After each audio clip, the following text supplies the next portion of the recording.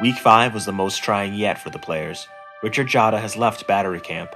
As he heads home, he'll have to cope with the disappointment of his parents, as well as the uncertain future of his soccer career. Didn't want to go home right yet because I knew that my family was kind of disappointed and let down because they knew more than I did that I should be on that team. And they just thought that I didn't give it everything I had. In DC, Chris Pontius created several chances, but once again struggled to find a scoring touch as his team barely scratched out a late tie with New England. You're gonna make mistakes. Everyone makes mistakes, but you gotta limit the mistakes that you make, and you gotta bounce back from them quick. You can't hang your head after. I missed those 2 opportunities, and I hung my head. I can't hang my head. I gotta look forward to the next game and hope I get those opportunities again and just put them away. Yeah, Chris gets himself in a lot of good shooting opportunity situations, and as any young kid or even some older pros, there's a short process of thought that you go through, and sometimes the wrong decision's made, but that's all figured out in the 10th of a second, where that's something that we practice on regularly, and the credit to him is he's finding those spots though, and 9 out of 10 times he's going to finish those chances.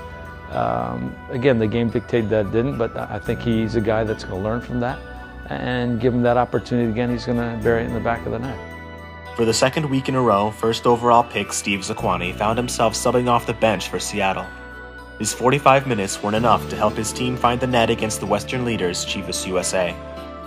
I think in the 2 games that we lost, we definitely created chances, definitely played on an even playing field with Kansas and with Chivas, and so there's nothing to worry about there. And from a personal view, no, it's just a part of the team. If I can come on and help the team, I'll do that. If it's from the start, then I'll do that too. I'm happy to be just kind of helping the team out in that way. And obviously as a player, you want to play, but at the same time, I'm just 2 months into my pro career. It's such a long way to go, so I'm just enjoying that part of it.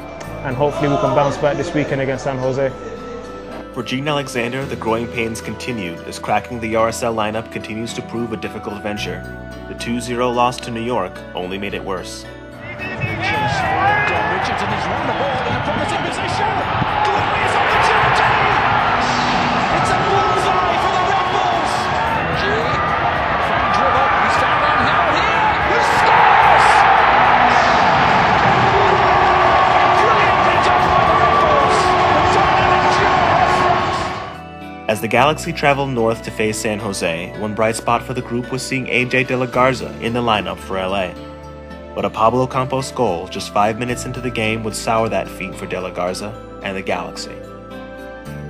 For the majority of the game, we played pretty well. Obviously, the early goal we gave up is concerning, but I thought our guys showed a lot of character and some quality at times tonight, and not only got a point, but positioned themselves to perhaps steal it at the end with a chance or 2. So I was encouraged by our guys' effort.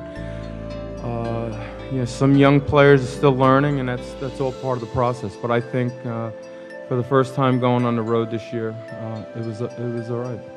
After the disappointing tie in Week 4, things got worse when Toronto visited FC Dallas a week later and handed them their first victory of the season. McCarty. There's a crackerjack header for a goal. To Cooper. Cooper!